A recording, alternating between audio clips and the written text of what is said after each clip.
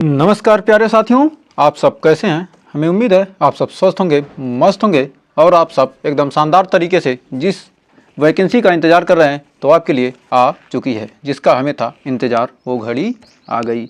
तो भी यार स्टाफ नर्स की वैकेंसी आ चुकी है। 11,389 पद इसमें होने वाले हैं। तो इसके बारे में हम पूरे संपूर्ण डिटेल के साथ जानकारी इसके बारे में प्राप्त करेंगे।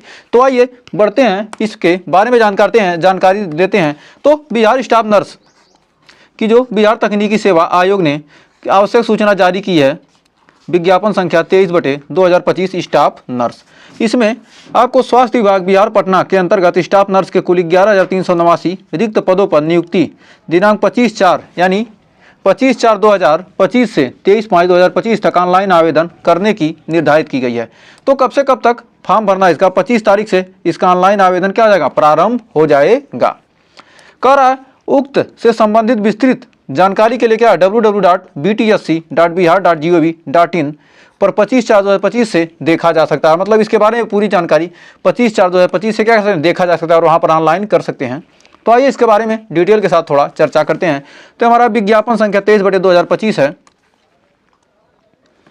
इसमें कह स्टाफ नर्स के पदों पर नियुक्ति हेतु विज्ञापन। इसमें स्टाफ नर्स के लिए इसका जो वेतनमान आपका हो जाएगा 9300 से लेकर 34,800 और ग्रेड पे क्या 4600 ग्रेड पे की बहुत ही शानदार वैकेंसी है आपके लिए।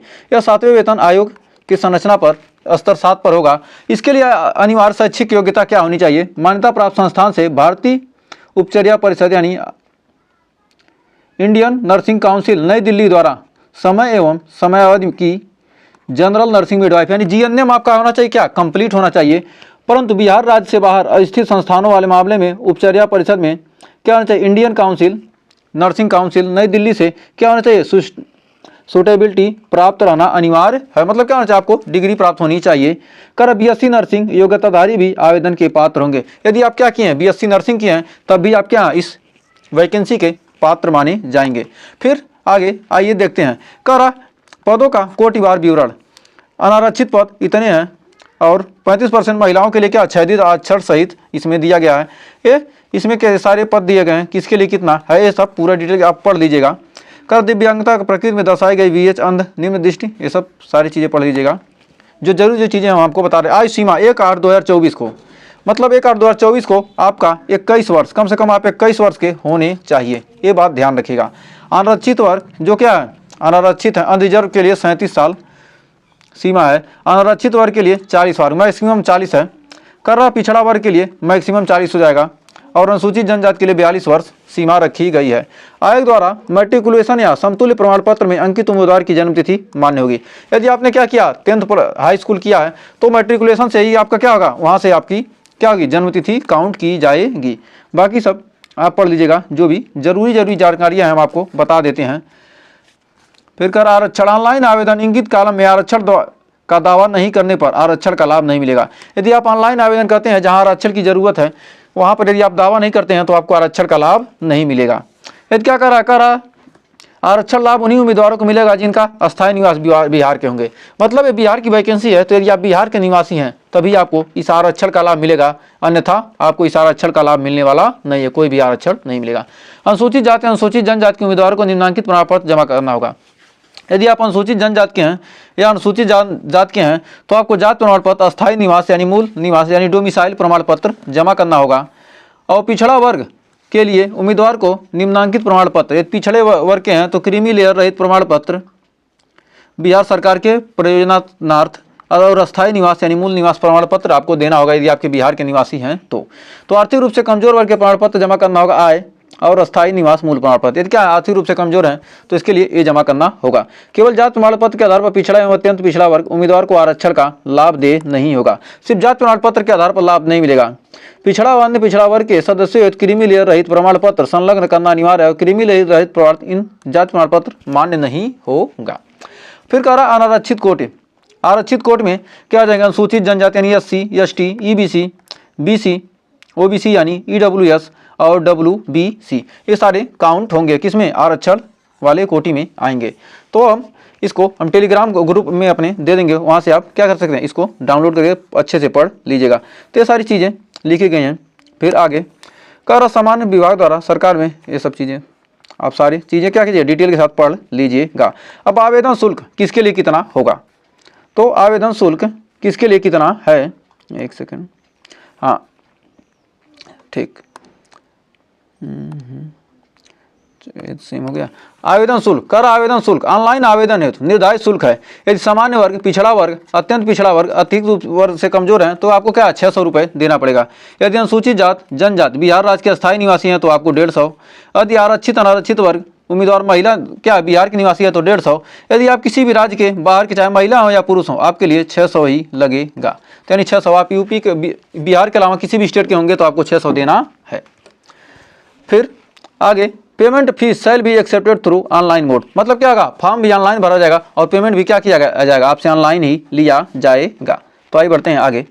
अब कर चयन प्रक्रिया किस प्रकार होगी। निम्नलिखित प्रतियोगिता परीक्षा कार्यानुभव के आधार पर अभ्यर्थी को चयन दिया जाएगा। कर लिखित प्रतियोगिता में क्या होंगे, 75 नंबर के होंगे। और फिर कर क्या, कार्यानुभव प्राप्तांक बिहार राज्य के अंदर स्थित सभी सरकारी गैर सरकारी केंद्र सरकार द्वारा नगर पालिका संस्थानों पंचायती राज संस्थानों आदि स्वास्थ्य सुविधा केंद्रों अस्पतालों में यदि आपने क्या स्टाफ नर्स के पद पर कार्यानुभव के लिए प्रति वर्ष 5 अंक, यदि क्या एक साल आपने काम किया है तो 5 अंक मिलेगा, मैक्सिमम 25 नंबर आपको मिलेंगे। यानी 5 साल तक आप काम किए हैं तो आपको 5 गुना लाभ मिलेगा, यानी 25 वर्ष आपको मिलेगा। तो आप जितने वर्ष काम किए हैं आपको 5 अंक हर वर्ष जोड़कर 25 अंक का लाभ आपको मिल सकता है मैक्सिमम। तो कर अभ्यर्थी द्वारा लिखित प्रतियोगिता के आधार पर कुल अंकों का प्रतिशत 0.75 के गुणक से गुणा करके अवधारित किया जाएगा। यदि किसी भी अभ्यर्थी को कुल 50% अंक प्राप्त हुआ हो तो उसे 50 गुणे 0.75 यानी 37.5 अंक दिए जाएंगे। ये सारी चीज़ें आप पढ़ लीजिएगा। अब लिखित प्रतियोगिता के लिए आयोग अभ्यर्थी के कंप्यूटर बेस्ड टेस्ट यानी CBT के माध्यम से लिखित प्रतियोगिता परीक्षा आयोजित की जाएगी। तो मतलब क्या है, यह परीक्षा कैसे होगी, CBT होगी यानी कंप्यूटर बेस्ड होगी। और परीक्षा का पाठ्यक्रम इसमें कुल कितने होंगे, 100 प्रश्न होंगे, सभी बहुविकल्पी प्रश्न वस्तुनिष्ठ होंगे। इसमें प्रश्न में हिंदी और अंग्रेजी दोनों भाषा में होंगे। परीक्षा समय 2 घंटे की होगी और कुल अंक 100 होंगे। फिर आगे कर इसमें 100 अंक होंगे। कर अधिचाय निर्धारित जनरल नर्सिंग मिडवाइफरी के स्तरीय पाठ्यक्रम के आधार पर प्रश्न पूछे जाएंगे और उक्त पाठ्यक्रम आयोग की वेबसाइट पर, तो इसका पाठ्यक्रम जल्द ही आपको उपलब्ध करा दिया जाएगा कि क्या इसका सिलेबस रहने वाला है। तो कार्यानुभव प्रमाण पत्र देकर इसमें महत्वपूर्ण ऑनलाइन आवेदन में योग्यता आरक्षण कार्यानुभव संबंधित प्रमाण पत्र अंक पत्र यथा इसमें क्या क्या लगेंगे, मैट्रिकुलेशन मान्यता प्राप्त है GNM या BSc नर्सिंग की या बिहार परिचायक परिषद में निबंधित प्रमाण पत्र या ये सब सारी चीज़ें क्या कीजिएगा आप इकट्ठा कर लीजिएगा। और जो भी डाउट होगा हमें कमेंट में ज़रूर बताइएगा।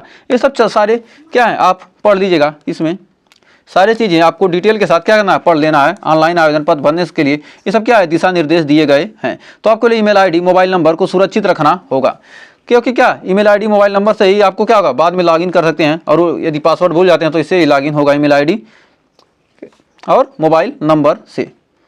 ये सब क्या करते हैं, ये सब क्या है, फोटोग्राफ आवेदक अभ्यर्थी का फोटो हाल का खींचा होना चाहिए, मतलब नया फोटो होना चाहिए, 3 माह के अंदर का होना चाहिए। आवेदक अभ्यर्थी का चेहरा तथा सिर ऊपर से नीचे तक दिखना चाहिए। फोटो में आंख खुला होना चाहिए। बैकग्राउंड सफ़ेद पटल होना, मतलब क्या पीछे का बैकग्राउंड जो फोटो आप लगाएंगे उस पर व्हाइट कलर होना चाहिए। यदि आप चश्मा लगाते हैं तो आप चश्मा हटाकर फोटो खिंचवाएं।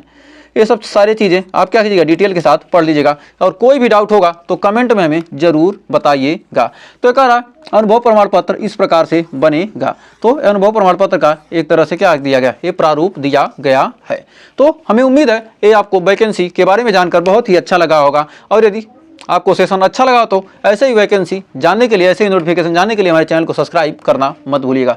तो आज के लिए बस इतना ही, फिर कोई नई वैकेंसी आएगी। यदि आप किसी भी ANM एग्जाम GNM एग्जाम की तैयारी करना चाहते हैं तो आप हमारे चैनल पर विजिट कर सकते हैं। तो आपके लिए बहुत ही शानदार सेशन हुआ होगा। तो मिलते हैं नेक्स्ट वीडियो में कुछ और वीडियो के क्वेश्चन, कुछ और टॉपिक के साथ, कुछ और वीडियो के साथ और कुछ और सेशन के साथ। तब तक के लिए टेक केयर।